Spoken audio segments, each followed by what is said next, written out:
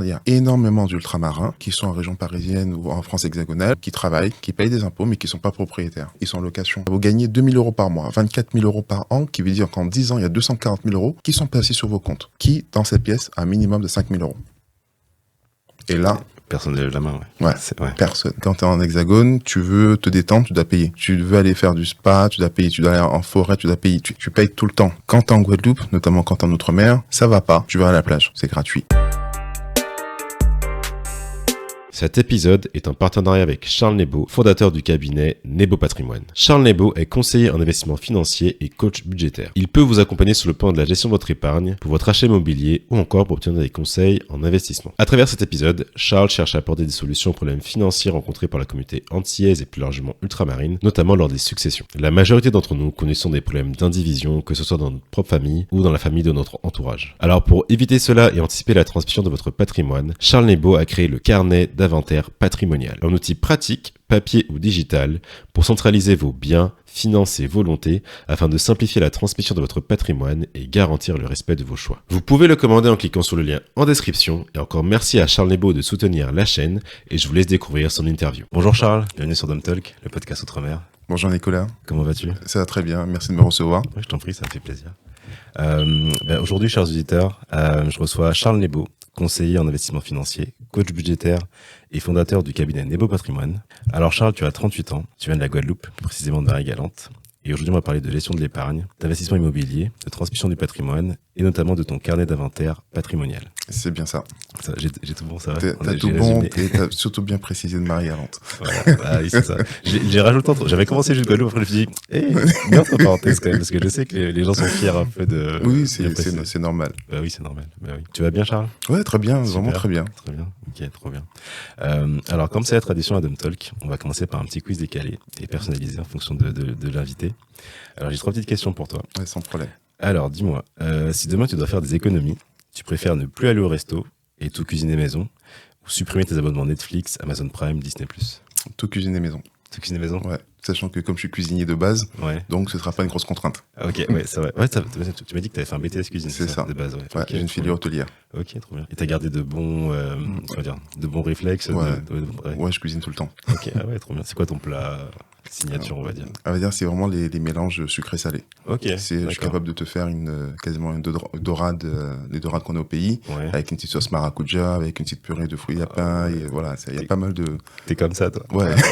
C'est pas mal, ça. Non, mais ça, c'est le genre de truc, tu le vois sur une carte, ça donne envie de le prendre, tu vois. Ouais, totalement, parce que j'aime bien mettre les valeurs, quasiment les produits de chez nous en valeur, mais différemment avec certains codes qu'on retrouve ici en Europe. De la gastronomie, etc. Ouais. Ok, ouais, trop bien, trop bien. On a besoin de ça. Il y a déjà des chefs qui le font, mais c'est très bien de le présenter de notre façon. Ouais, totalement. Deuxième question. Alors, pour gérer ton budget, tu utilises un fichier Excel, une application dédiée, où tu reprends toutes tes tickets de caisse du mois et tu fais les comptes à la main? D'ailleurs, je reprends mon petit fichier Excel et je reprends quasiment la ligne quasiment de tous mes comptes. Ça, c'est sur la gestion perso. Ok, oui. La gestion pro, c'est je reprends tous mes tickets de caisse. C'est chiant, les comptables. Je trouve ça chiant, me dit Charles, il y a une application pour, t'as juste à scanner, mais on va dire, je suis encore en mode vintage. Donc, j'aime bien refaire tout mon tas de tickets et quasiment les pointer un par un pour la compta. Ok. Ça n'a pas été trop relou parce que tu sais, maintenant, quand tu fais les courses, il faut préciser que tu veux faire les tickets de caisse. Alors, je sais pas si tu utilises ta carte pro quand tu fais les courses, mais je pense que ça peut arriver. Ouais, en général, aujourd'hui, ça choque parce que maintenant, j'ai vu que ça, en quelques mois, tout le monde a pris cette habitude. Est-ce que vous voulez vos tickets? Non, pas besoin. Et moi, par réflexe, et quand je passe la carte bleue peut-être pour manger, je me dis, Charles, alors c'est qui paye? C'est Charles, toi perso, c'est l'entreprise, donc demande un ticket de caisse naturellement, et voilà. Mais sinon, je prends toujours le ticket de caisse par défaut. Alors peut-être une question un peu plus élaborée, mais comment tu gères du coup les finances sur ta boîte et tes finances perso? Est-ce que tu te verses un salaire? Alors, sur la partie société, je me verse un salaire chaque mois.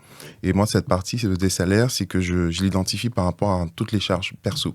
C'est que moi, je mets en place, même que ce soit pour mes clients, même pour moi-même, cette notion de tableau budgétaire.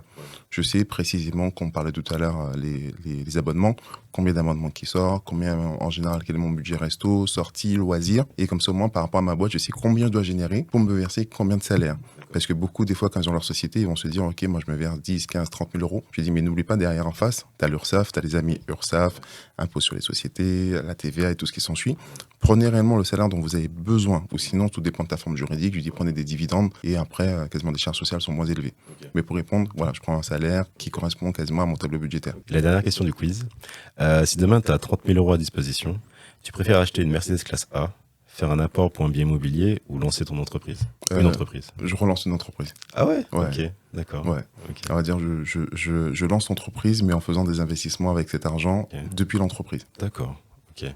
Par exemple, investir dans des startups, des choses comme ça? Je le ferai différemment. Okay. Aujourd'hui, avec le réseau qui est le mien, je joue l'entreprise, je mets mon argent sur le compte courant, je demande à un trader de trader justement cette somme pour justement faire gonfler encore cette trésorerie et qu'après, qui me permettra par la suite de réinvestir sur autre chose. Parce que voilà, c'est toutes des stratégies. Malheureusement, on est habitué à avoir quasiment un schéma type. L'immobilier, la bourse ou l'entreprise. Ouais. Des fois, je leur dis, c'est beaucoup plus vaste que ça. Il y a un monde, il y a toute la partie théorie, et après, il y a la pratique. Et dans cette pratique, justement, j'essaie de toujours expliquer par l'exemple, l'exemplarité, comment on fait, comment ça se passe, pas forcément comment moi j'ai fait, mais je prends quasiment toujours plein d'exemples de mes clients qui se sont chefs d'entreprise, et j'en apprends tous les jours. De certains montages qui sont... On a appris un dernièrement. Et je me dis, c'est dommage que beaucoup d'entreprises ne connaissent pas certains montages parce que j'aurais pu faire beaucoup de défiscalisation, d'investissement, de levée de fonds, pas mal de sujets. Je pense qu'il faut qu'on te prenne en tant que coach pour les entrepreneurs aussi. Je pense qu'il y a des sujets là à creuser. Ok, trop bien. Est-ce que tu pourrais nous présenter Nebo Patrimoine et les activités principales de ton cabinet du coup? Alors, Nebo Patrimoine, c'est né de quoi? Alors, je vais reprendre le sens... D'abord, qui je suis, ça me permettra de comprendre l'ADN même de Nebo Patrimoine. Aujourd'hui, j'aime pas me présenter avec mon titre, parce que mon titre, c'est conseiller en investissement financier, avec une certification de l'autorité des marchés financiers. Quand j'ai dit ça, j'ai perdu tout le monde. Oui, l'AMF, oui. L'AMF. Okay, ouais.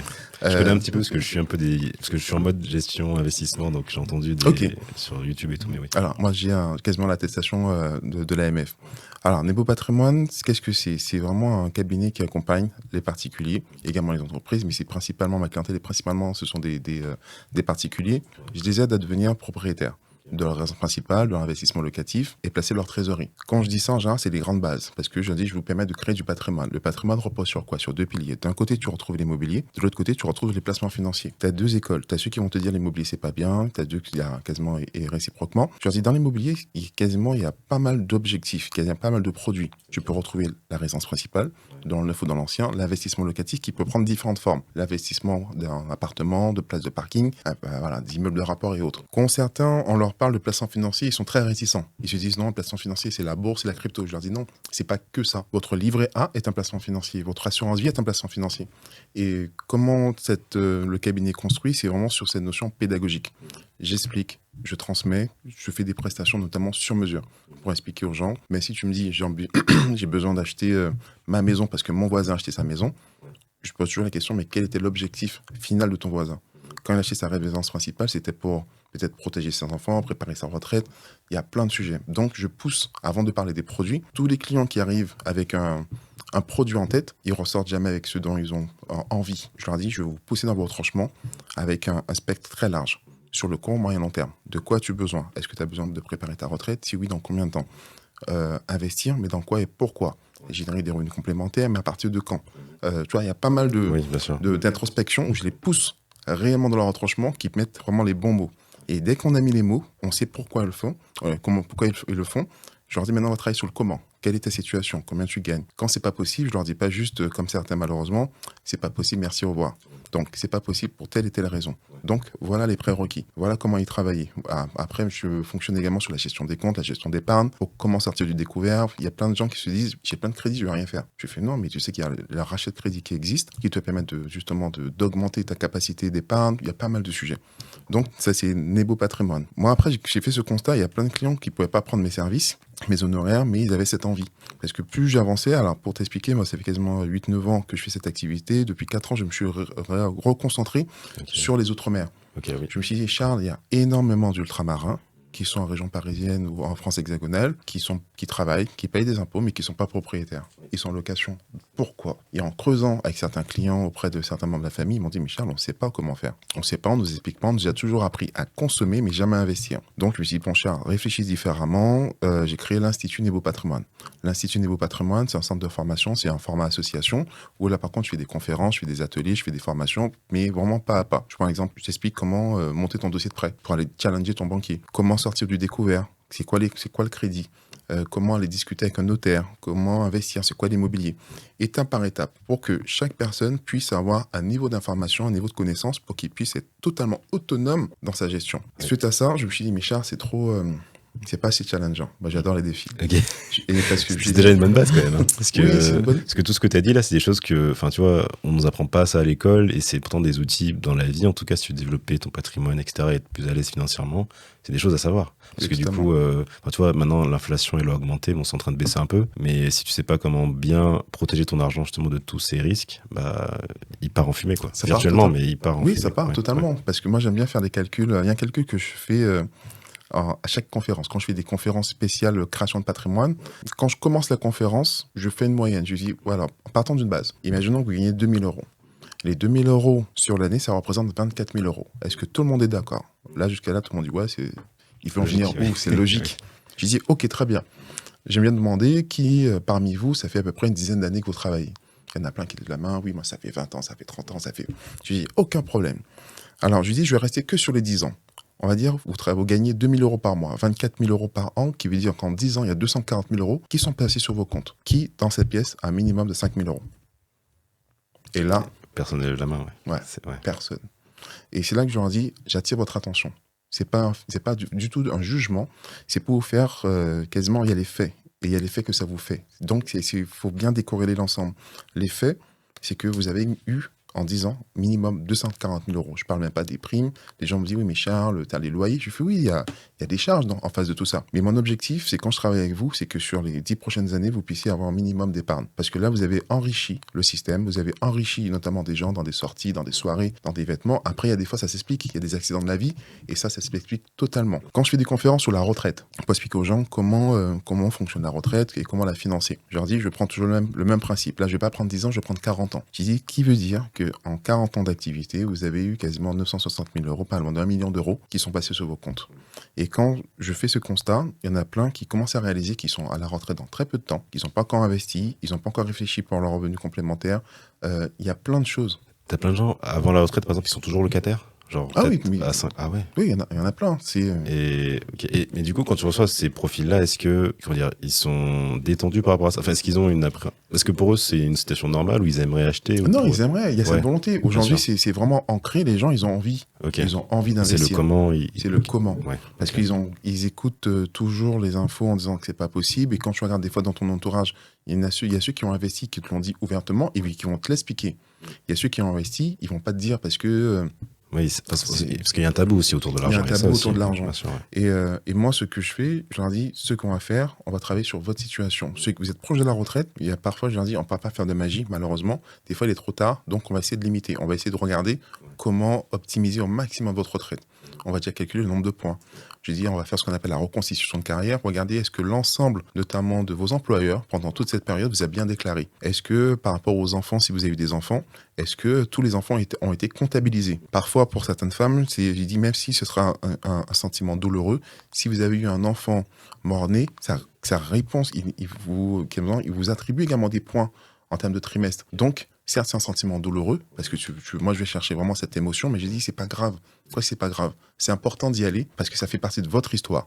Donc, on fait en sorte de regarder est-ce qu'ils ont tous les points, est-ce que les emplois ont bien été déclarés, la gestion d'épargne, comment optimiser sur des fois la fin de carrière, construire un budget au fur et à mesure, mais en général, ils ont réellement cette volonté, ils se disent pas, bon, on sait pas, ils ont vraiment cette volonté d'investir. Mais imaginons, demain j'ai 50 ans, j'ai pas du tout acheté ma résidence principale, je te contacte parce que je me rends compte que dans 10-15 ans je suis à la retraite et j'ai toujours rien. Enfin, j'ai toujours pas de patrimoine immobilier par exemple. Comment, du coup, entre guillemets, en si peu de temps, parce que du coup, il faut faire un apport maintenant, enfin amener un apport en tout cas à la banque. Ça. Comment t'accompagnes les gens pour qu'ils puissent faire cet apport et pouvoir après acheter? Parce que aussi, je sais pas si les banques, je pense que plus tu montes en âge, est-ce que les banques font autant confiance? C'est pas une question de confiance, il y a ce qu'on appelle la table de mortalité. Plus tu iras dans le temps, la banque va se dire, mais je ne peux pas te prêter de l'argent et je suis pas sûr que tu vas vivre quasiment 25 ans. Donc, je vais te prêter peut-être sur 15 ans. Qui veut dire qu'on va prêter sur 15 ans, le montant des échéances va quasiment augmenter. Et au regard de ta situation, on va dire que les échéances entre 50 ans et tes 64 ans, tu as un salaire confortable, mais la banque va se dire, mais après ta retraite, Oui. du moins après, tes revenus vont baisser. Tes revenus vont baisser, qui veut dire qu'on sera en dessus du moins des 33%. Donc, ce sera très compliqué. Un client qui vient, pour répondre vraiment plus précisément à ta question, un client qui a 50 ans qui vient au cabinet, on va élargir les champs dans la réflexion. Est-ce que tu veux acheter ta résidence principale ou faire un investissement locatif? Comment tu vois ta retraite? Où tu la vois? Ensuite, si c'est un client ultramarin, je leur dis, tu vois ta retraite où concrètement? Tu la vois en France hexagonale ou quasiment dans les départements d'outre-mer ou autres également. Aujourd'hui, j'ai beaucoup de clients qui partent passer leur retraite en Afrique, notamment au Bénin, en Côte d'Ivoire et autres. Et je leur dis, commencez à vous renseigner sur le coût de la vie, le coût de la construction. Peut-être qu'à l'instant T, sur la France hexagonale, vous ne pouvez pas investir. Mais peut-être qu'en Afrique, par rapport à votre retraite, vous pourrez commencer à investir, acheter du terrain. Tu vois, tu peux acheter un terrain peut-être pour 1 500 € en Côte d'Ivoire, sans problème, tu fais construire, même avec 15 000 € tu as quand même une belle petite construction. Donc, c'est là que je pousse mes clients qui ne viennent pas avec des idées préconçues, j'ai 50 ans, je peux rien faire. Non, quelle est ta situation? Et de ta situation, on commence à composer. Parce que des fois, tu as plein d'objectifs, mais tu ne mets pas les mots dessus. Et après, je pousse encore la réflexion en disant, OK, là, on a parlé de retraite, on a parlé de ta résidence principale, mais la fin de vie. Est-ce que tu as des enfants? Qui tu souhaites protéger? Tu es marié? Est-ce que tu as fait un testament? Il y a pas mal de sujets. Je pousse encore la réflexion. Comment tu vois les choses? Tu es né peut-être en Outre-mer, tu vis ici, tu sais t'enterrer où? Est-ce que tu as pris les bonnes assurances? Comment? Tu vois, je vais très loin. Tu vas beaucoup chercher dans les gens, j'imagine. Mais c'est normal parce qu'il faut que tu puisses savoir vraiment ce qu'ils veulent au fond pour leur proposer l'accompagnement le mieux adapté. Est-ce que les gens sont prêts aussi à s'ouvrir aussi? Parce que c'est des sujets très personnels, tu vois, la mort, la fin de vie, la retraite, comment... L'argent aussi, tu mélanges tout ça. Comment toi tu... Ce sont les clients qui discutent pas avec moi. Okay. C'est très très rare. Ouais. Pourquoi? Parce que j'instaure ce cadre. J'instaure ce cadre de bienveillance. J'ai jamais ce ton condescendant. Je suis le sachant et vous êtes quasiment le profane. Je dis non, on est d'égal à égal parce que en dehors de ma posture conseiller en patrimoine, peut-être le client en face, il a une compétence dont j'ai besoin. Donc, pour moi, c'est toujours cet échange de bons procédés. Je t'apporte du savoir, tu m'apportes justement de l'expertise sur d'autres domaines et ça me va. Et quand je leur dis, je ne suis pas du tout dans le jugement, je suis là pour trouver des solutions. Et un rappel également, moi, je suis pas de la prospection. Même quand on regarde sur mes réseaux, je dis jamais aux gens, abonnez-vous, venez me voir. Non, c'est que je leur dis, si mon discours vous semble pertinent, venez me voir, avec plaisir. Mais je n'irai pas vous chercher parce que je peux pas dire à quelqu'un qui est en train de se noyer, je viens de sauver. Il faut que la démarche la personne se dise, j'ai besoin de lui, j'ai besoin d'avancer. Et si jamais c'est moi qui te dis, bon, tu vas dans le mur, tu vas dire non, il a une démarche très commerciale, je ne comprends pas. Il vient pour me vendre quelque chose, donc forcément il va trouver un problème. Oui, je leur dis, c'est vous. En général, la plupart des clients, c'est soit par la recommandation, parce que depuis des années, un client, je prends toujours ce challenge avec lui. Je dis, si tu es satisfait, parle-en autour de toi. Quand tu vas faire quasiment ta crémaillère, n'oublie jamais de dire, si tu es dans cette maison, c'est grâce à Charles. Okay. Et en général, moi, ça me permet d'avoir de la recommandation, même à travers les conférences. Et je leur dis, je suis pas le meilleur. Il y en a plein qui sont quasiment nettement mieux que moi. Où je suis, je sais que j'ai vraiment cette touche, c'est que je vais chercher de l'information. Je vais pas te chercher à vendre un produit, je te dirais que je te pousse à te poser des bonnes questions pour protéger tes proches. Je te donne accès à l'information en la vulgarisant. Un client qui me dit, bon, cher, je veux de la technicité, je lui dis, aucun problème, on y va. Hein. On va parler de chiffres, on va parler de rendement, on va parler de beaucoup de choses. Mais est-ce que tu en as réellement besoin? Est-ce que c'est pas pour peut-être satisfaire ton ego? Parce que tu auras plein de savoir. Je prends l'exemple, il y a certains clients, dans la vie, des fois, tu as plein de diplômes, mais est-ce que tu es en pratique? Tu fais plein de formations, est-ce que tu es pratique? Non. Moi, avec mes clients, je tends à leur donner ce savoir accessible et qu'ils puissent le mettre en pratique pas à pas pour que ça prenne du sens. Je pense que c'est mieux pour toi d'avoir quelqu'un qui a le déclic et qui fait la démarche de venir lui-même parce que, tu vois, le sujet, je trouve, même personnellement, je le vois, hein, quand tu prends en main tes finances, je pense déjà, au fond de toi, tu as un objectif, tu es déterminé et tu le fais pas parce que tu en as vraiment envie, pas parce que tu dis, ah ok, finalement, je vais peut-être le faire parce que je pense que c'est quelque chose, ça demande une rigueur et de toujours, parce que voilà, ce serait-ce que pour le patrimoine ou le budget, c'est toujours des choses qu'il faut revoir constamment parce que ça change en fonction des moments de la vie. Et si tu n'as pas cette volonté de te mettre vraiment derrière ton argent et voilà, tes investissements, au final, tu vas le faire peut-être quelques mois, mais tu vas pas perdurer. Tu vas pas perdurer. Parce qu'aujourd'hui, moi, je tends à mettre des mots sur les objectifs. Parce que les gens me disent, ouais, mais Charles, c'est très compliqué. C'est compliqué d'épargner. Moi, ceux que j'aime bien prendre l'exemple, il y en a plein qui me disent, voilà, Charles, j'ai ouvert un livret A, un LDD, plusieurs produits pour mieux gérer mes comptes. Je leur pose juste la question, qui t'a dit de l'ouvrir? Ah, mais c'est mon banquier qui m'a dit de l'ouvrir pour mieux gérer. Je leur dis, non, tu as juste répondu à l'objectif du banquier, parce qu'il avait peut-être un objectif d'ouverture de compte épargne. T'es passé, il t'a fait ouvrir plein de comptes, et t'as fait mieux rater que t'allais mieux gérer. Donc, c'est pas ça la gestion. Je leur dis, l'objectif, c'est mettre de l'argent de côté. Comment tu le fais? Je dis, mais est-ce que quand tu pars en voyage, tu arrives à mettre de l'argent de côté? Bah oui. Quand tu as besoin d'acheter peut-être un téléphone, un ordinateur qui te plaît, réellement, est-ce que tu arrives à épargner? Bah oui, normal. Je dis, c'est que tu as mis en place un objectif. Tu t'es fixé un objectif qui était atteignable. Moi, mon rôle avec mes clients, je leur dis, ça va être long, parfois pour certains clients, mais on va l'acheter. Si c'est la maison, on reste focus, objectif maison. Si c'est la retraite, on reste objectif retraite. Et l'argent, l'euro que tu iras mettre sur ton livret A, il restera sur ton livret A parce que ton support d'épargne sera affecté à un objectif. Et c'est là que tu commences ils arrivent à prendre quasiment la mise en place de l'épargne sur du long terme. Oui, c'est ça. En fait, c'est qu'une fois que les gens ont leur pourquoi qui C'est ça. est fort, bah, c'est plus facile de tenir. Parce que tu te dis, en fait, si demain, je sais pas, tu vas en soirée ou au restaurant, bah, peut-être que tu prendras pas le resto, peut-être que tu prendras pas le dessert ou le cocktail en plus, tu prendras juste le plat parce que tu dis, bon, c'est 15-20 euros en plus, bah, Ouais. si je pense en termes de rendement, etc., bah, ils vont, dans, je sais pas, 5-10 ans, pardon. Ouais, ils vont augmenter. Voilà, ils valeront beaucoup plus. Donc, bah, chaque euro mis de côté est un euro gagné pour ton. Parce ton que épargne. où ça prend du sens, c'est quand on commence à travailler, avant même de rentrer sur une grosse stratégie patrimoniale, je leur dis, on va faire ce qu'on appelle un tableau budgétaire. Les clients, je leur dis, comment tu dépenses chaque mois pour tes vêtements? Bah, je sais pas. Ok. Combien tu manges pour combien chaque mois? Pas forcément à l'euro près, même à 50 euros près. Je sais pas. Tu payes combien d'abonnements? Je sais pas. Donc, on prend le compte en banque, du moins un relevé de compte, et on liste tout. Par le nombre d'assurances, les mutuelles, et les factures et autres. Et je leur dis, là, on fait un constat. Et là, tu vois de toi-même, ce sont tes chiffres. Moi, j'ai rien inventé, on n'a pas encore mis en place de stratégie. Ce sont tes chiffres et tu vois où part précisément ton argent. Et c'est là que le déclic arrive. Et c'est là qu'ils constatent qu'effectivement, pour des fois, les budgets sortis, ils dépensent 200, 400, Ouais. 500. Et Genre voire les plus. Uber et tout, là, ça C'est part. ça. J'ai un client, il a réalisé. On a fait l'exercice sur un an. Il voulait que je fasse un point pour lui sur toute son année de ses finances. Je lui dis, aucun problème. Ça a pris du temps, l'analyse de tous les relevés de compte. Je lui dis, mais tu sais que juste en Uber Eats, pour 2023, Ouais. tu as dépensé pour 3500 € d'Uber Eats. Il me dit, mais Charles, c'est trop. Mais J'ai dit, non, mais enfin, je parlais de mon histoire perso, mais c'est vrai que au début avec ma copine, tu vois, quand on s'est rencontrés, on commandait pas mal Uber Eats, et je sais pas, on a arrêté au bout de quelques mois, et c'est vrai que, enfin, parce qu'on a pris du recul, on s'est dit, mais en fait, tu sais, souvent ça monte vite à 15-20 euros, mais en fait, c'est comme si tu manges au resto Oui. tout le temps. Et en fait, on se rend pas compte, mais ça fait beaucoup. Hein. Enfin, si tu fais aller 1-2 fois par semaine, ça te fait, on va dire 40 euros par semaine, ça fait 40 euros. 4 fois 4, 160 euros par mois. Ça peut déjà financer le billet d'avion dans 5-6 mois. Enfin, ça fait beaucoup. À l'année, ça fait plus de 1000 euros, 2000 euros. Oui, parti largement. comme ça, alors que tu aurais pu faire les courses, faire à manger le dimanche. Et manger Bah, mieux, ok, et voilà. prêter Et les mails. en plus, ouais, tu vois, c'est ça. il y a tout un écosystème qui se Ouais. crée.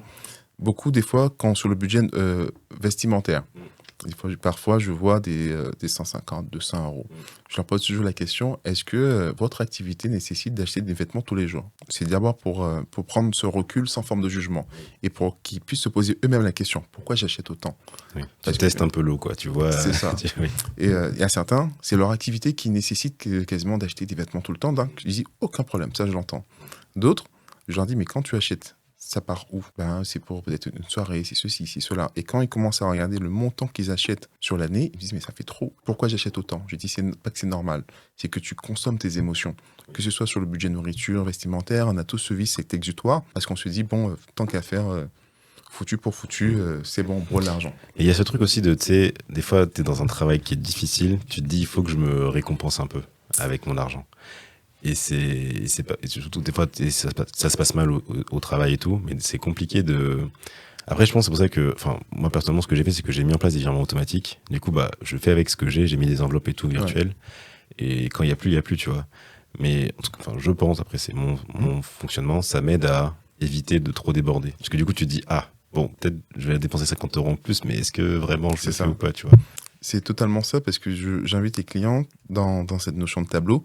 Il y a le budget sorti. Il y a le budget sorti, il y a le budget de loisirs, il y a tout. Mais au moins, c'est cadré. Et quand je dis même sur ce budget notamment loisirs, si je sais que par rapport au tableau budgétaire, le budget loisir, c'est 200 €, je dis, tu peux même limite, je grossis le trait, prendre ces 200 € les mettre à la poubelle, c'est pas grave. Parce qu'il y aura aucun impact sur l'ensemble de ta stratégie, de ces objectifs. L'objectif, je leur dis, c'est de pouvoir te faire plaisir tous les jours. Même si c'est sur des petits montants, tu travailles, c'est l'argent, tu payes avant. c'est pour toi. Et je trouve que quand tu fais un budget comme ça te donne du. En fait, tu culpabilises beaucoup moins. Parce qu'en fait, tu sais pour quelle thématique tu veux dépenser ton argent. Donc, quand tu mets ces 200 euros pour un resto, pour un voyage, peu importe, un week-end, vu que tout est bien calculé, ton budget du mois ne sera pas impacté, c'est vraiment un vrai plaisir. Et je trouve que ça décharge beaucoup. Parce que dépenser de l'argent que tu n'as pas, ou tu sais que je le fais, et puis après on va manger des pâtes. Ouais. Et moi je le dis, vous voyez l'épargne comme un jeu. L'objectif c'est que ça puisse se remplir systématiquement. Et c'est pour ça que quand sur l'Institut je fais des formations, des petits ateliers pour les enfants, quasiment dès 8 ans, pour expliquer c'est quoi la tirelire. Pourquoi la tirelire c'est super important. Comment la remplir. Pourquoi avoir plusieurs tirelires. Une tirelire pour les cadeaux. Si tes parents ne veulent pas t'offrir quelque chose, ok, tu mets une photo de ton cadeau que tu veux sur ta tirelire. Et quand tu vas avoir de l'argent, soit quand tu perds tes dents, la petite souris du moins, quand tu as la petite souris qui passe, tu as un membre de la famille qui te donne un peu d'argent, tu sais dans quelle tirelire. Et c'est toi qui détermines tes priorités. Et au fur et à mesure, quand tu le transposes sur des adultes, je leur dis c'est ton type d'épargne, livret A et autres, qui va déterminer chaque objectif. Et le fait de pouvoir l'amener en le vulgarisant, les gens le comprennent, ils adhèrent, ils se disent mais j'aurais pu le faire depuis bien longtemps si on me l'avait expliqué simplement. Oui, je suis d'accord aussi. Ouais, j'ai eu ce déclic aussi il y a pas longtemps. Je me suis dit, mais si j'avais fait ça depuis que je travaille, tu t'es dit, mais j'aurais été millionnaire. Bon, bref, de toute façon, voilà, on peut que changer le futur. Ouais. Toi, comment tu t'es formé dans ce domaine du coup Alors, des conseils en investissement financier? J'ai un parcours atypique. C'est mon dernier diplôme académique, c'est un BTS en cuisine. Ensuite, j'avais un gros problème avec quasiment l'autorité. J'étais chef de cuisine. Après, je n'ai rencontré que responsables qui m'ont pris la tête. J'ai eu un de mes mentors qui m'a dit, Charles, quitte la partie purement cuisine, pars sur la partie management. J'ai intégré différentes sociétés et mon dernier poste était directeur commercial pour une fondation internationale. J'ai été accompagné par un consultant et quand j'ai quitté cette société, il m'a dit, mon Charles, qu'est-ce que tu refais? Tu as déjà quasiment tes investissements, qu'est-ce qu'on fait? Il m'a dit, mais Charles, tu sais que tu peux faire ce métier. Je lui ai dit, mais non, j'ai pas fait Bac+5, j'ai pas tout ça. Il m'a dit, non, tu as plusieurs filières. C'est soit tu as la partie purement avec les diplômes, où tu dois faire quasiment ton master en gestion de patrimoine, ou si tu peux passer par les habilitations. Les habilitations sont beaucoup plus courtes et tu es sur le terrain. Donc, pendant 1 an, j'ai passé mes habilitations tout en étant sur le terrain. Ça me permettrait de mieux comprendre l'approche client, les produits, les solutions. Et petit à petit, quasiment, j'ai pris mon indépendance. Et après, j'ai créé le cabinet et je continue à avancer en ce sens. Tu dirais que c'est quoi les défis de ton métier actuellement? Comprendre toutes les contraintes par rapport au marché financier, au milieu bancaire également. Là, très bientôt, il y a cette notion de mouvement politique qui impacte également. Il y a une sorte de peur qui est créée. Quand tu regardes certains messages politiques qui sont annoncés, c'est qu'on va ponctionner dans les épargnes, notamment des particuliers, des Français. Ça crée une forme de peur. Les gens n'ont plus envie d'investir, ils ont peur d'investir. Le climat avec la hausse des taux, ça élimine malheureusement, ça fait un tri auprès de ceux qui peuvent acheter ou pas. Pour les primo-accédants, parce que du coup maintenant, je crois que les banques demandent beaucoup plus d'apports aussi. Ils demandent beaucoup plus d'apports. Aujourd'hui, avec les problématiques des parcours énergétiques dans l'ancien qui nécessitent justement de faire des travaux, il y a ceux qui ne peuvent pas faire des travaux, donc ça ralentit énormément les choses. Donc mon plus gros défi, c'est à chaque fois trouver le bon équilibre pour les clients entre ceux dont ils ont besoin, ceux qui ont envie et en prenant en compte la conjoncture aujourd'hui actuelle. Donc on a vu que tu accompagnes à la fois sur la gestion de l'épargne, sur tout ce qui est investissement immobilier, mais aussi dans la transmission du patrimoine. C'est ça. Et notamment pour ça, tu as créé du coup un carnet d'inventaire patrimonial. Est-ce que tu pourrais m'en parler, me dire ce que c'est du coup? Alors, le carnet, comment il est né? Malheureusement, j'ai perdu quelques clients qui sont décédés. À chaque fois, il y a toujours cette problématique. Si les enfants se disent, mais qu'est-ce que mes parents avaient? Charles, est-ce que tu peux me faire une petite liste? Je lui dis, moi, j'ai qu'une partie de l'inventaire des clients. Des fois, j'ai dit, j'ai pas tout. Parfois, ça crée des conflits. Moi, je l'ai vécu notamment dans ma famille il y a très peu de temps, où j'ai un membre de ma famille qui vivait notamment en Guadeloupe, mais qui allait tout le temps à Marie-Galante. Quand il est décédé, ça fait une grande histoire de famille, parce que nous, on voulait tous, entre guillemets, qui sont enterrés dans quasiment Marie-Galante. Il y a pas mal de problématiques en ce sens. Et on s'est dit, mais s'il y en avait un document qui permettait justement que chaque personne puisse mettre leur volonté, faire un inventaire, se dire combien de comptes en banque j'ai, parce qu'aujourd'hui on est tous quasiment multibancarisés, mais tu dis pas forcément à tous tes comptes et tout, oui. Comptes, ça ne vient pas forcément à l'idée. Oui. Mais un principe, c'est quand on voit des problématiques de succession aux Antilles, les gens n'arrivent pas à trouver des fois les numéros de plan de cadastre, le numéro cadastral du mois. On ne sait pas forcément toutes les infos parce que c'est les grands-parents qui avaient un terrain à je ne sais où, qui t'a parlé, qui a dit ça à ta mère ou ton père, qui t'a toi-même transmis.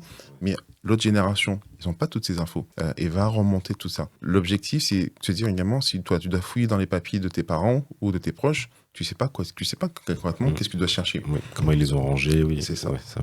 L'autre problématique, c'est qu'il y en a plein qui se disent, mais une succession, on me dit, Charles, mais comment j'ouvre une succession quelles sont les démarches quand la personne décède, qu'est-ce que tu dois faire? Au final, je me dis, Charles, il y a un sujet. Il y a un sujet parce que c'est des questions qui reviennent constamment. Donc, pourquoi pas mettre en place un support? Et de là est né ce carnet d'inventaire patrimonial qui permet d'avoir quasiment l'inventaire de tout ce que tu as, que ce soit des biens matériels et immatériels, que tu puisses transmettre. Je prends l'exemple où demain, tu as un fils, lui, tu as une belle montre, il se dit, cette montre-là, quoi qu'il arrive, ce sera pour moi. Mais tu sais que cette montre a toute une histoire, tu souhaites la donner à ton meilleur ami. Donc, tu marques que cette montre, quoi qu'il arrive, elle ira à ton meilleur ami. Même principe, quand je prenais l'exemple tout à l'heure, tu es un ultramarin, tu es né là-bas, tu es ici, mais à qui tu as dit réellement où tu souhaites être enterré? Des fois, c'est pas des sujets qui viennent sur la table, tu te lèves un matin... C'est délicat. Ouais. C'est délicat. Et c'est ça que je fais en sorte, dans ce carnet, d'avoir ce fil conducteur, toujours avec ta bienveillance, pour que tu puisses mettre tes parents, mais si c'est sujet sensible, pouvoir peut-être discuter avec tes parents en leur disant qu'est-ce que vous avez préparé, comment vous voyez les choses. Même toi, à ton niveau, regardez comment toi-même tu fais cette démarche auprès de tes proches. Les gens me disent mais Charles, j'ai pas d'enfant, j'ai pas ceci, c'est pas grave. Mais malheureusement, la mort frappe tout le monde. Donc, quelles sont les dispositions que tu penses vouloir mettre en place? Incinération, est-ce que tu connais déjà une pompe funèbre partenaire? Est-ce que tu sais potentiellement qu'auprès d'une compagnie aérienne, tu peux aller avec l'acte de décès, tu as une tarification préférentielle et tu es prioritaire pour les vols. Tu vois, il y a des petites informations que les gens n'ont pas, ne connaissent pas. Et c'est ça que j'ai créé ce carnet. Aujourd'hui, pour l'instant, il est vendu sur la plateforme directement sur l'Institut. Là, il y a beaucoup d'ultramarins. C'est nebopatrimoine.com. Non, c'est l'Institut. C'est l'Institut qui okay. porte ce projet. Okay. C'est l'Institut Nebo Patrimoine, ou sinon, ils mettent juste sur Google carnet d'inventaire patrimonial et tu le retrouves, tu passes commande. Et là, aujourd'hui, où j'en suis fier, c'est que je demande maintenant à mes clients, dès qu'ils l'ont commandé, surtout en Outre-mer, de me faire une photo. Ça a été vendu en Guyane, en Guadeloupe, en Martinique. J'ai eu une commande pour la Nouvelle-Calédonie. En Afrique, j'en ai quelques-uns qui m'en ont commandé parce qu'ils me disent, oui Charles, nous on est en Afrique, on ne s'est jamais posé la question. Effectivement, on est en Afrique, mais on souhaite être enterré chez nous, quasiment sur l'Outre-mer, mais on n'a jamais parlé de ça à tout le monde. Effectivement, on ne sait pas comment ça se passe pour les assurances. Et tu vois, ça soulève encore d'autres questions. Et ils disent, mais effectivement, j'ai du terrain, mais moi je le sais, mais les enfants ne savent pas que c'était une succession qui était latente depuis un certain temps. Donc ce carnet, il a été créé en ce sens, pas forcément uniquement pour les ultramarins, mais c'est des problématiques qu'on retrouve très régulièrement chez nous. Oui, bien sûr. Donc voilà. Ok.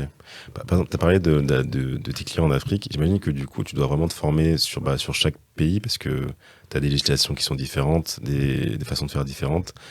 Où est-ce que tu trouves l'information? Comment tu fais pour... Pour l'instant, dans ce carnet, je me concentre sur tout ce qui touche, qui est en dehors de l'Europe. Je leur dis c'est juste du déclaratif.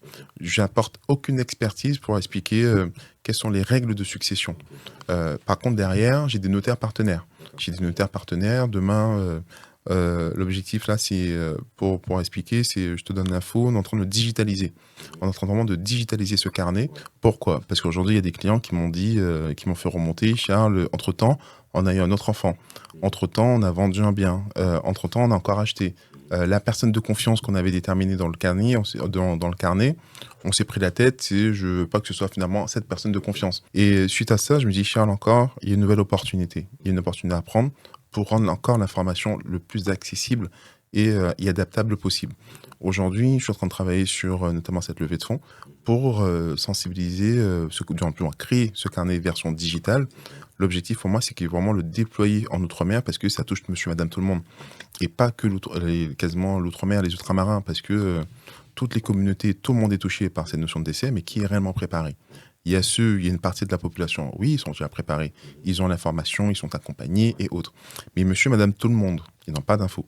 Ils savent pas comment. Je prends l'exemple dans le carnet, comme un guide qui te dit quand tu décèdes, ou surtout ça c'est vraiment pour les bénéficiaires, les héritiers, qu'est-ce que tu dois faire dans les 24 heures, dans les 6 mois, dans l'année, toutes les démarches administratives. Comme ça, moi, tu as un guide. Et au moins, ça permet de commencer à ouvrir les successions et limiter le coût, parce que plus la succession dure dans le temps, plus elle coûte cher. C'est vrai, oui. Donc, je le vois dans la famille, oui. On a tous dans la famille des exemples, voilà. Oui, bien sûr. Au final, en fait, tu sais, parce que les indivisions et tout, les conflits, ça dure sur des années, tu sais, au bout de 5-10 ans, et je me dis, mais au final, en vrai, lâchez l'affaire, parce que tout l'argent, vous avez perdu, toute l'énergie, parce que souvent, bah, tu vois, c'est des grandes familles, ils vont diviser ça en 5, 6, 8. Vous allez gagner quoi, à 15-20 000 euros, vous êtes tous plus âgés, ça va pas changer votre vie, tu vois. Enfin, je sais pas. Les problèmes de succession, à dire en grande partie, ça aurait pu être réglé. Le plus gros des problèmes, des fois, c'est l'ego. Oui, ouais, clairement, oui, c'est sûr. Ouais. Il y a des conflits. Il y a un dossier qui m'a choqué. J'ai un client qui ne voulait pas vendre à son frère pour finaliser la succession de ses frères et sœurs. On a dû faire intervenir un médiateur et le médiateur successoral est parti voir le frère récalcitrant. Il lui pose la question, mais pourquoi vous ne souhaitez pas vendre? Parce que vous êtes déjà propriétaire de votre bien, vous avez tout, vous êtes déjà établi, vous êtes déjà à la retraite, vous avez tout. Donc pourquoi vous souhaitez... En plus, vos enfants ne veulent même pas du terrain ni de la maison. Pourquoi? Et ça, c'était en 2022. C'était en 2022. Le client lui a sorti au médiateur en 1986. Mon frère m'a manqué de respect. Waouh. Lui, il a une dent comme ça, quoi. Ouais. Okay. Et le fait que le médiateur l'a fait verbaliser, et même lui, il a réalisé que, ah oui, quand même, depuis tant d'années, je nourris cette haine, et après, ça a désamorcé des choses, il a lâché, et voilà. Et des fois, c'est juste des non-dits, des problèmes d'ego qui créent des conflits. Parce que, moi, j'ai pas envie du terrain, mais comme toi, tu le veux, je vais te le bloquer, juste par principe. Oui.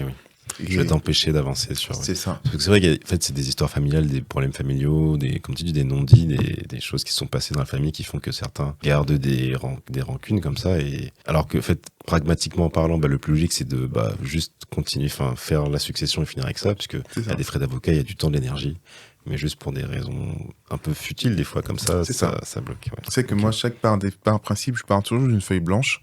Et je leur dis, exposez-moi les faits, sans forme de jugement, j'ai pas de schéma préconçu. L'objectif, c'est de se dire, ok, il y a une problématique, comment on la règle? Et avant même que j'apporte cette expertise, je leur pose juste la question, selon vous, quelle sera l'une des meilleures solutions? Pour que eux-mêmes, ils prennent conscience qu'ils ont déjà la solution. Parce que des fois, ils disent, oui, mais Charles, dans la maison, j'ai mon cousin qui est là, qui ne veut pas partir, nous, on a besoin de vendre. Je lui dis, mais est-ce que vous pensez que ce sera le notaire qui ira voir votre cousin pour lui dire de partir? Oui. De toute façon, le notaire, il est passif, on va le voir, il répond à notre demande, quoi. Il sera pas, c'est pas comme un huissier de justice qui peut, des fois, il se déplace dans les... C'est ça. Il y a cette problématique au niveau des notaires, ça c'est un certain fait en Outre-mer. Mais j'en dis, vous allez voir un notaire, vous savez pas quels sont les documents, vous avez déjà, vous-même entre vous n'avez même pas encore discuté. Donc le notaire, c'est son travail, c'est du temps. Il va vous recevoir peut-être gratuitement. Vous allez lui poser plein de questions, mais des questions que vous auriez pu déjà vous poser entre vous. Donc, votre dossier, aussi bien, ça peut être intéressant financièrement pour lui, mais ce sera énormément chronophage parce que vous n'avez même pas encore discuté entre vous. Vous savez que je leur dis, attention, quand on dit que les notaires ne font pas leur travail aux Antilles pour x, y raison, je leur dis, avant d'aller les voir, préparez-vous. Préparez-vous, comme ça vous serez le plus précis, vous serez le plus efficace et vous allez comprendre quelles sont les attentes des notaires et ce sera beaucoup plus simple d'entrer en matière avec eux dans l'échange pour soit mettre en place les successions, les testaments et tout ce qu'ils font. Parce que moi, je connais pas du tout. Enfin, demain, je dois hériter d'un bien. Quelle posture je dois avoir face au notaire? Quel document il faut amener? Enfin, tu vois, de façon très synthétique. Très synthétique, c'est demain, tu hérites d'une propriété, mais il faut savoir à qui appartenait cette propriété. Parce que qui tu es pour dire que tu hérites de telle propriété? Donc, quel est le lien? Est-ce que c'est un parent? Par rapport à l'arbre familial, est-ce que c'est des parents, des pères, mères? Est-ce qu'on élargit si tu hérites des oncles et tantes, des cousins, cousines? Selon le degré de parenté, les frais sont différents. Quand c'est juste tes parents-enfants, c'est à peu près 20%. Et imagine que c'est un cousin éloigné, ce sera quasiment 60% de la valeur du patrimoine. Donc, mais parce que je m'étais renseigné et apparemment, je crois que de leur vivant, les parents peuvent transmettre. Je crois qu'il y a la nue propriété. C'est ça. Tu peux faire ce qu'on appelle du démembrement. C'est ça. Je rentre pas dans le côté technique, mais il y a ce qu'on appelle quand tu as ta maison, tu as la pleine propriété. Tu peux y habiter, tu peux casser tes murs, tu peux faire tout ce que tu veux. Quand tu démembres, tu sépares la jouissance notamment le fait d'utiliser le bien, y habiter. Et en général, quand ça se passe comme ça, je leur dis aux parents, vous gardez l'usufruit et vous donnez la nue propriété, notamment les murs aux enfants. Et comme ça, après, il y a ce mécanisme qui, quand l'usufruitier décède, l'usufruit revient au nu propriétaire qui récupère la pleine propriété. Du moins, il y a différents mécanismes qui permettent justement de faciliter les problématiques de succession. Ça permet de payer moins cher aussi c'est ça. Il y a ça, il y a des fois des créations de sociétés comme des SCI, il y a plein de leviers. Okay. Ça, tu peux accompagner les gens sur cette thématique-là. C'est ça. Ouais, ok, très bien. Pour toi, c'est quoi les défis que rencontre la communauté antillaise sur l'aspect financier? C'est le fait de mettre en place et du moins identifier leur objectif. C'est qu'aujourd'hui, on part, mais je me mets dedans également. On part toujours d'une posture défaitiste. Ce sera toujours les autres, ce sera toujours un tel qui aura... Je dis non, remettez-vous au cœur quasiment du dispositif. Vous payez de vos impôts, vous travaillez, vous êtes un acteur social, donc vous avez les mêmes droits. Et ça, il y a très peu, arrivent à l'entendre. Ils disent, oui, mais Charles, tu comprends, quand tu vas avoir une banque, c'est compliqué, c'est du clientélisme. Je fais oui, parce qu'imaginons que demain, tu connais tes amis, quoi qu'il arrive, tu fais toujours tes amis passer en priorité. Le réseau aide beaucoup. Le réseau aide. Ouais. Tu dis, on est un peuple, on est des sentimentaux, c'est le cœur qui parle à chaque fois. Faut pas l'oublier. Ouais. Donc, quand tu vois ton ami qui passe peut-être... les gens disent, oui, mais Charles, c'est pas très professionnel. Tu ne vas pas révolutionner le monde. C'est partout comme ça, en fait. Ça marche. C'est partout comme ça, dans plein de communautés. Oui, c'est qu'aujourd'hui, on reste très focus des fois sur la communauté noire, ceci, dans toutes les communautés, ça fonctionne comme ça. C'est juste qu'aujourd'hui, sur la communauté ultramarine, notamment la communauté noire, on fait un focus. Ils sont comme ci, c'est comme ça, mais j'ai dit, mais du clientélisme, il y en a partout. Donc, l'un des plus gros défis, c'est accepter qu'on ne pourra pas changer le système très rapidement. Mais par contre, si vous, à votre échelle, vous commencez à changer les choses, vous commencez à passer à l'action et être exemplaire dans vos actions, vous verrez, vous allez commencer à changer peut-être 1 ou 2 personnes. Et ces 1 et 2 personnes permettront justement de changer quasiment d'autres personnes au fur et à mesure. Et dans cette notion d'éducation financière, c'est expliquer aux gens, je t'explique ça, que j'accompagne beaucoup mes clients dans l'explication des actions que je mets en place pour qu'ils puissent dupliquer. Et c'est en dupliquant auprès de leurs proches, ils vont pouvoir expliquer aux gens comment faire et quasiment changer la donne. Et c'est surtout ça, c'est se dire arrêtons de consommer et passons à l'action, investissez. Pourquoi on n'a pas cette culture de l'investissement pour toi ? C'est voulu. Après, moi, selon moi, ça remonte sur beaucoup d'autres générations. Parce que pourquoi je vais t'expliquer comment consommer, du moins comment investir. Si je t'explique comment investir, moi, c'est des investissements que moi, je vais perdre. Donc, moi, je préfère t'expliquer comment consommer. Comme ça, moi, je suis sûr, tu gagnes de l'argent, tu gagnes ta vie avec le temps des autres et avec l'argent des autres, pas avec le tien. Le tien, c'est pour tes loisirs. Et une fois que tu comprends ça, tu te dis, ah merde, effectivement, je travaille tout le temps, mais pour qui? Moi, je le dis toujours à quelques amis, et je leur dis, ton contrat, c'est peut-être 8h, 17h. Pourquoi tu finis à 20h? Non, mais tu sais, c'est ma conscience professionnelle. Je fais, arrêtons avec ça. Ça paye pas le loyer à la fin du mois. Ça paye pas. Et c'est pas pour, t'es pas sûr d'avoir une prime ou une augmentation. C'est pas sûr. Ouais. C'est pas ta boîte. Et malheureusement, c'est quand t'es sorti du système, tu te mets à ton compte, tu te dis, ah oui, il y a des hauts, il y a des bas, mais toute l'énergie que tu déploies, c'est pour toi. Et quand tu commences à comprendre que comment fonctionne le salariat, tu dis, oui, t'as envie d'avoir des salariés pour que eux, ils se donnent corps et âme pour l'entreprise, et toi, tu récoltes les fruits. Aujourd'hui, nous, on nous a poussé à consommer en disant que plus on consomme, plus on existe socialement. Oui, pour le statut, oui, c'est le statut. Ouais. C'est le statut qui prime. Il y a des choses, des passifs, des choses qui, au bout de 2, 3 ans, 5 ans, en fait, elles valent plus rien. Enfin, ton iPhone que tu as payé 1 500 €, au bout de 2 ans, il a plus de batterie, il est obsolète, t'es là, mais oui. Et c'est vrai que moi, quand je vois, je m'inspire beaucoup de mes clients j'ai quelques clients millionnaires. Quand je les vois arriver au bureau, mais très simple. Quand je dis très simple, peut-être petite basket, petite t-shirt Nike, c'était ceux qui peut-être les mettre à défaut, c'est quand tu regardes la montre, tu dis, oui, c'est pas la montre d'histoire d'or ou... C'est clair. Mais du coup, quand ils ont été tes clients, ils étaient déjà millionnaires?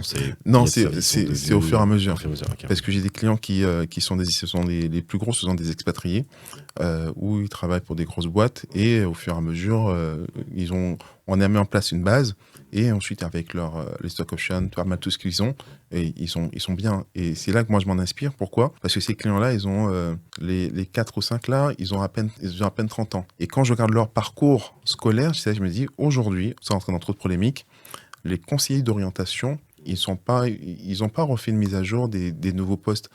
C'est vrai qu'on ne connaîtra pas les métiers de demain, mais même les métiers porteurs, je sais même pas si Non. ils ont connaissance, quoi. Non, les pas du vraies tout. – opportunités, oui.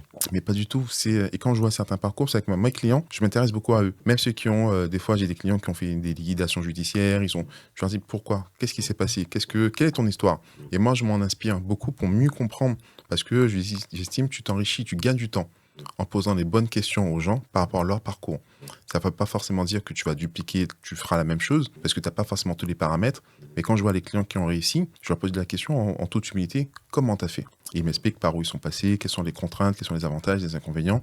Et moi, je m'en inspire. Et c'est pour ça que je suis maintenant conditionné opportunité. Il y a une problématique, il y a une solution à apporter. Cette solution, elle peut être quasiment, tu peux la monétiser. Tu vois, à la naissance du carnet, j'identifie une problématique. OK, il y a le carnet. D'autres problématiques, le côté mise à jour. OK, tiens, on développe le côté digital. Et au fur et à mesure, c'est comme ça que moi j'avance, parce que j'ai du temps, j'ai pas fait école de commerce, j'ai que mon BDC en cuisine, et je fais en sorte de faire avancer les choses à mon échelle. Bien sûr.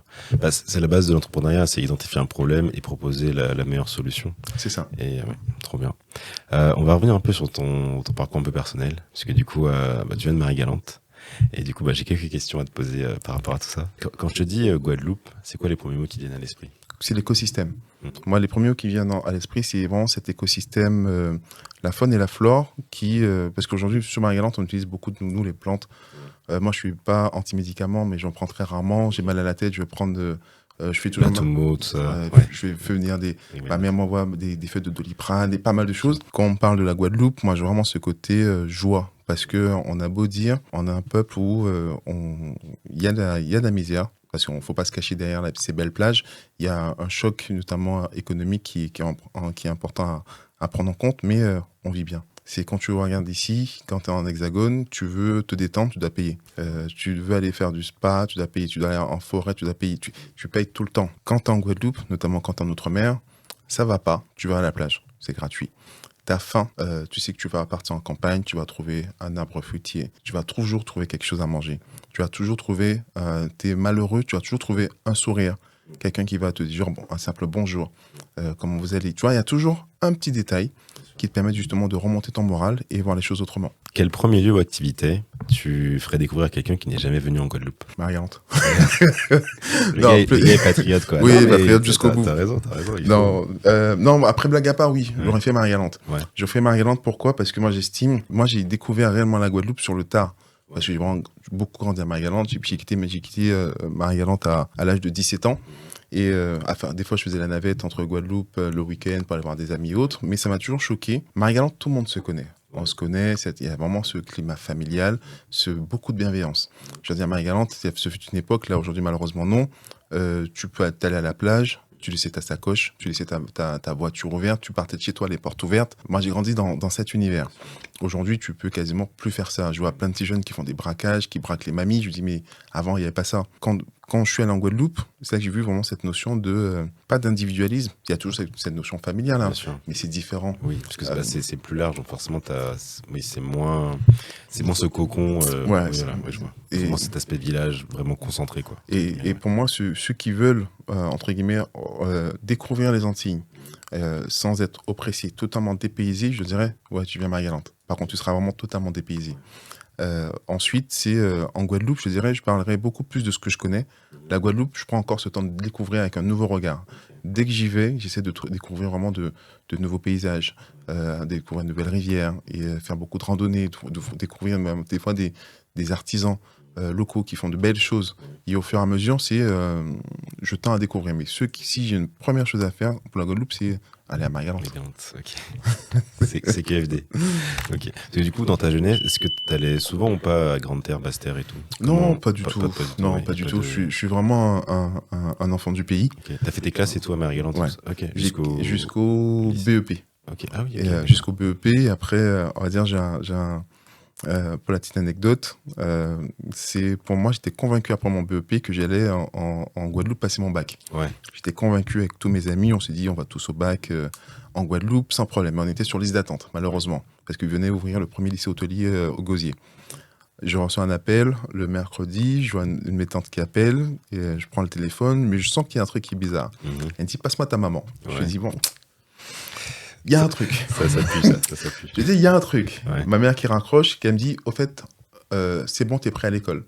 Je dis, ok, top, au gosier. Ouais. Bah non, Charles, tu pars à Paris. Oh. On est mercredi. Ah ouais. Il me dit, tu pars samedi. T'avais quel âge? J'avais 17 ans. 17 ans, ah ouais. Il y avait 17 ans. 16-17 ans. Ouais, il me semble que c'est. Ouais, attends. Ouais, j'avais quasiment 16 ou 17 ans.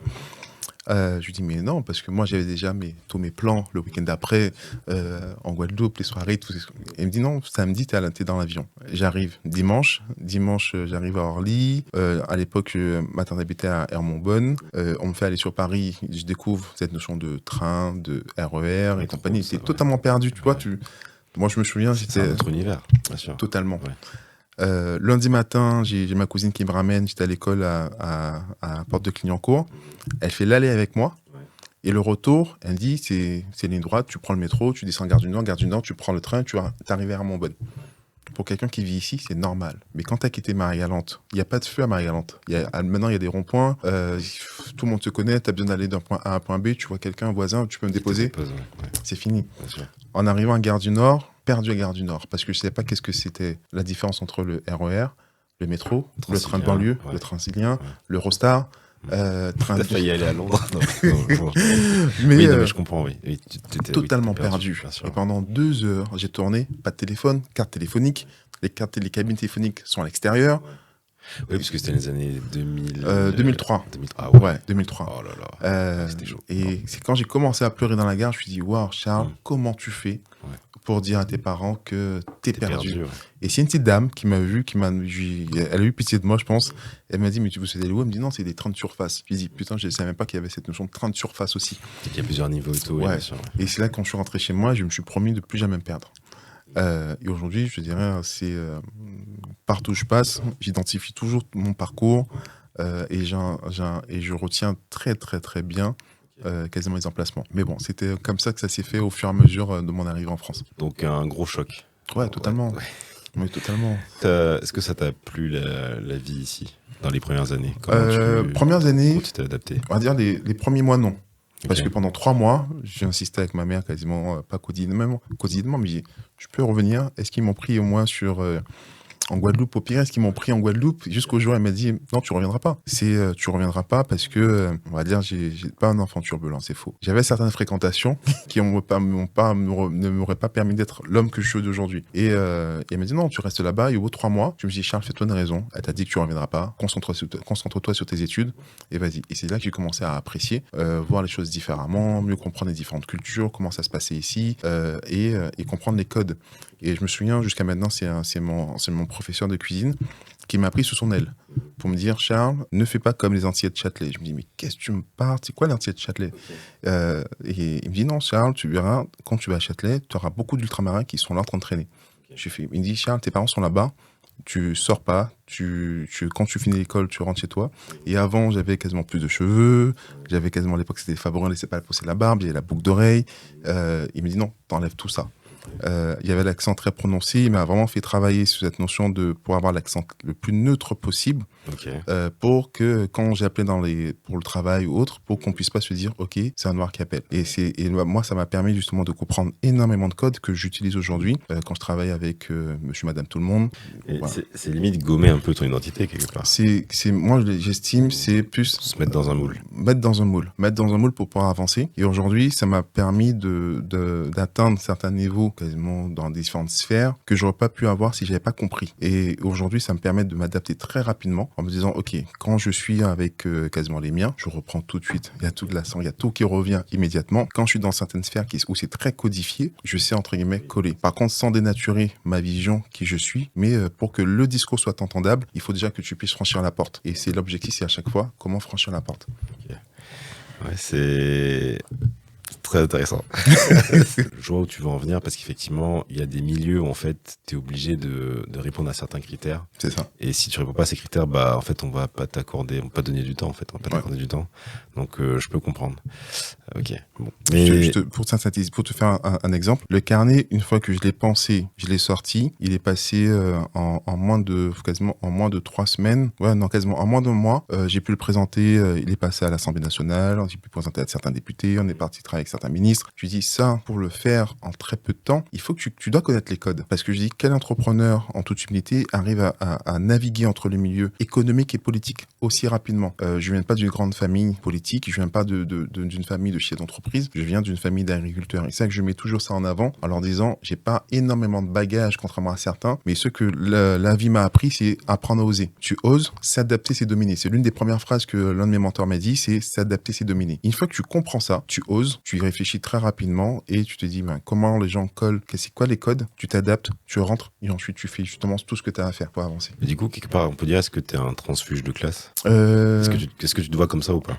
Non, pas forcément. Non, pas forcément. Aujourd'hui, c'est je tends à toujours mettre en avant qui je suis, d'où je viens et coller quasiment à différents écosystèmes très rapidement. Parce que moi, je pars toujours du postulat, je m'adapte et quand je m'adapte, je domine. Pourquoi? Parce que l'univers a montré que tous ceux qui n'ont pas su s'adapter, ils périssent, oui. Ils périssent tout de suite. Mais je n'énature jamais qui je suis. J'adore parler d'où je viens, de mon milieu, parce que je leur dis, je rappelle toujours, et ça permet de donner à certains jeunes cet exemple en disant, c'est pas parce que tu n'as pas de diplôme que tu ne peux rien faire dans ta vie. C'est faux. De pas coller sur ce que l'on voit dans certains stéréotypes, tu dois être diplômé de ceci, cela. Non, c'est faux. Tant que tu as cette volonté, cette rage notamment de réussir, peux foncer. Tu vas te prendre des coups de bâton. J'en prends tous les jours, mais ça n'enlève en rien ma détermination. Okay. Est-ce qu'à terme, tu aimerais rentrer vivre en Guadeloupe? Ah oui, totalement. C'est pour ça que depuis maintenant quasiment 3 ans, j'intensifie les allers-retours. Que ce soit en Guadeloupe, Martinique et également la Guyane, je fais en sorte de faire des conférences, comprendre comment fonctionne le système, rencontrer mes clients. Et moi, mon objectif, ça fait quasiment 20 ans, plus de 20 ans que je suis ici. Mon objectif, c'est de rentrer. Ouais, c'est rentrer. Bon, hâte de te recroiser peut-être en Guadeloupe à l'occasion. Si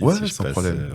Okay. Avec plaisir. D'ici combien de temps t'aimerais que ça se fasse? Est-ce que t'as... À dire, aujourd'hui, c'est le temps d'organiser mes structures, m'organiser sur le plan familial. Et l'objectif, c'est si en 2025, moi, l'objectif, c'est pas forcément rentrer et m'y installer à demeure, c'est rentrer et faire la navette. 1 mois sur 2. Un mois, je navigue entre la Guadeloupe, Martinique et la Guyane. L'autre mois, je suis en région parisienne et autres. Voilà, c'est mon objectif aujourd'hui, c'est quasiment ce format-là que je tends. Dire, qu'est-ce qui t'a donné envie de participer à ce podcast? C'est ton énergie, ton fil conducteur. Travailler pour la communauté, par les gens de la communauté et donner la voix quasiment à des entrepreneurs, monsieur, madame, tout le monde, parce que c'est par l'exemplarité. C'est le fait de passer à l'action. Je salue tous ceux qui passent à l'action pour les nôtres. Parce que beaucoup de gens disent, on n'est pas structuré, on travaille pas entre nous. Et des fois, je leur dis, c'est faux, parce que mon écosystème, que ce soit mon notaire, mon avocat, mon juriste, mon architecte, les ingénieurs immobiliers, ce sont des ultramarins. On travaille ensemble, on fait du business depuis des années ensemble. Et je leur dis, attention, il y a deux réseaux. Il y a ceux qui vont entre guillemets faire de grandes promesses, et il y a ceux qui sont dans l'ombre. Et moi je dis tout le temps,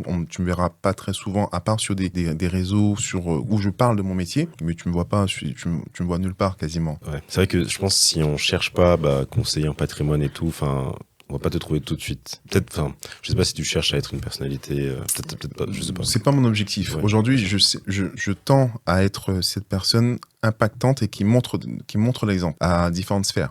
C'est que beaucoup de gens, quand tu tapes, des fois tu suis ma communication, tu vois que je suis à l'Assemblée nationale, je suis au Sénat, je parle toujours du même sujet. C'est toujours comment passer par l'émancipation des nôtres par l'économie, les permettre d'investir, leur donner accès à l'information. Ça, c'est ça mon cheval de bataille aujourd'hui. Mais je leur dis, c'est important pour répondre précisément à ces questions, c'est que je salue ton travail, j'adore cette énergie et je veux montrer que c'est pas une question, on se donne la force, c'est que je respecte ton travail. C'est une autre dimension. Donner la force, c'est je crois pas trop en ton travail, je te soutiens comme ça. Non, pour moi, c'est pas ça. C'est que je vois que tu fais un travail qualitatif, t'es professionnel, donc ça me donne envie de travailler avec toi en priorité. Voilà. Ok, merci, ça me met droit au cœur, ça fait plaisir. Merci. Et pour finir, si tu avais un message à passer aux Guadeloupéens, ce serait lequel? Faites un travail sur vos objectifs. Arrêtez de forcément écouter les informations, essayez à votre niveau, n'essayez pas de changer le monde, changez déjà quasiment intérieurement, faire ce travail sur vous et quasiment dans ce petit écosystème. Et vous verrez, finalement, il y a des choses qui sont possibles. De ne pas partir fataliste, de ne pas confondre ceux dont vous avez envie et ceux dont vous avez besoin. Et c'est là que cette subtilité, des fois, fait mal. Mais et je dis que c'est important de prendre quasiment faire cette introspection pour y arriver. C'est vrai que c'est pas facile cette notion de ce que tu as dit entre le besoin et Non, ce dont on a besoin et ce dont on a envie. C'est ça, ouais. Parce que des fois, on calque ce dont on a envie, on le met comme un besoin, alors que pas forcément. Mais oui. Merci beaucoup Charles pour cet échange. C'était super enrichissant. On a parlé de pas mal de sujets. C'était super. En tout cas, si vous souhaitez vous faire accompagner sur le plan de la gestion financière pour votre achat immobilier ou obtenir des conseils pour investir, n'hésitez pas à contacter Charles Nebo sur son site internet nebopatrimoine.com, sur LinkedIn, Charles Nebo et Instagram, Nebo Patrimoine. Abonnez-vous à la chaîne YouTube pour découvrir de nouvelles interviews. Et encore merci Charles, et puis je te dis à bientôt. Merci à toi Nicolas, à très bientôt. Au revoir. Merci.